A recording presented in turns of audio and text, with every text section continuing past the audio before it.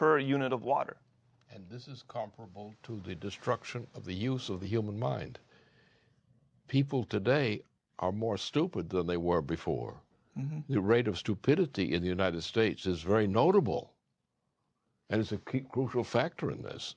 The educational system, the present reform in the educational system under the Obama process and already under the Bush administration, is actually making the people stupid.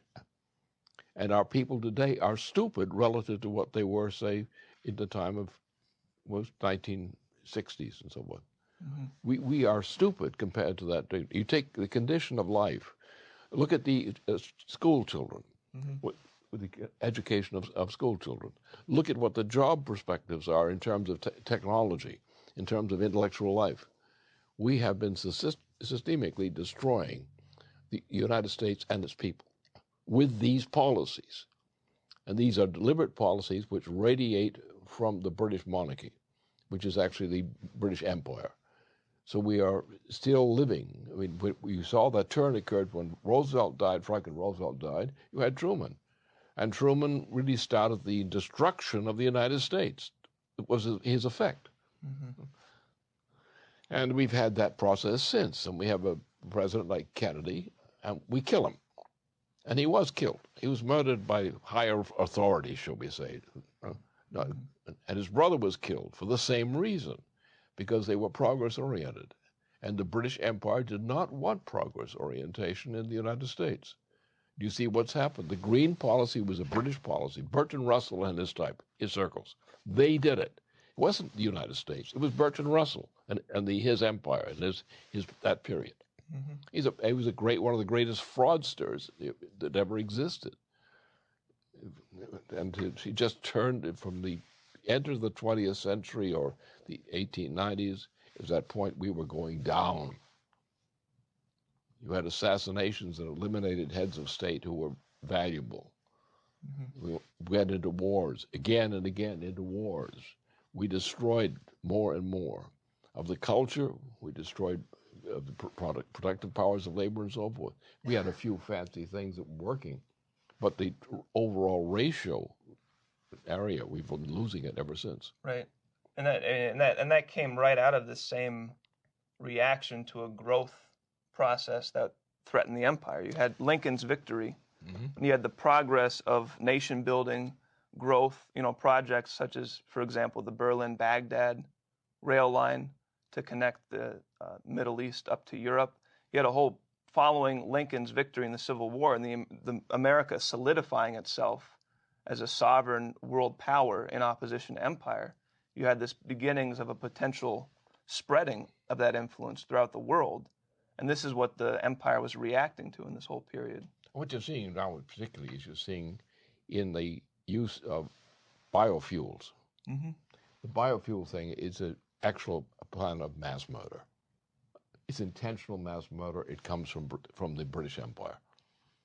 And that's what we're tolerating. That's what our laws are being written to kill our people. Yeah. You have the whole Wall Street crowd. They're all criminals. They don't do anything. They have all this money, but this money is not really, it does not represent production. It's no production involved. It's just the recycling of money. And if you actually put a tax rate of, say, 2%, 3% on the use of money, then and you apply it to idle money, that the money which is only respinning through the banks, not through production. Right.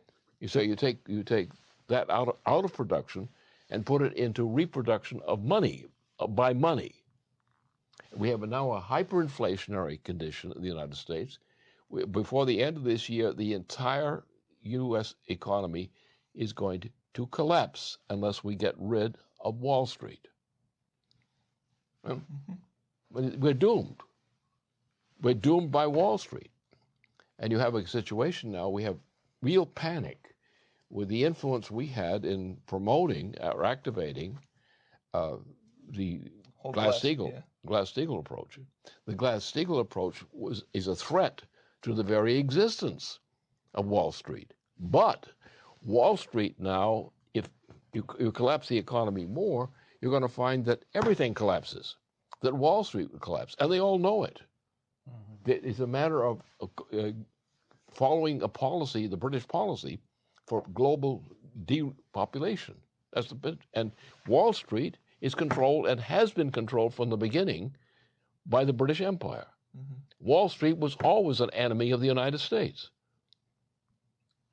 For example, the leading banks, say around New York City and Boston, were from the beginning they were British entities, and they were controlled by the British monarchy, controlled by the Anglo-Dutch system. They have been the problem. Now we have that system, and these guys know it. Wall Street knows it, that the Wall Street system is going to collapse probably somewhere near the end of this year, before or after, however it's played. But it's going to collapse. The entire system is going to break down. Now you've got all these creeps out there who are screaming for defense of Wall Street. But the leaders of Wall Street, the real leaders, powers, know, as does the British Empire, that this system is going to collapse because it's a hyperinflationary system. We have a hyperinflationary rate of monetary expansion. We have a rate of accelerated decline in terms of actual human activity, that is productive activity in life. So we've come to a point now where this system is going to collapse. I would say the fair time for the blowout of the present world system is somewhere between the end of this year and the beginning of next year, somewhere in there. A point will be reached, and will be reached at a point where, so this will become conspicuous. So here they are, they're fighting for Wall Street. They're they're out there beating their gums for Wall Street. You say, what are they doing that for? Because we know that system, that monetary system, is going to implode. Going to go from explosion to implosion. And they have no future. But where is their future? Their future is not in the United States. Their future is in consolidating the world to a smaller population, bring it down, as the Queen has demanded, to less than 1 billion people from 7 billion people. That's what's in process now. Yeah. Which means that there is no possibility of ever redeeming any of this so-called money. Simply all they do is will cancel that money, cancel those debts, and come up with a new currency or new system of money, and they will constrict the whole thing and start from scratch. And those who are not considered necessary will be starved to death or similar, or just killed, mass killed.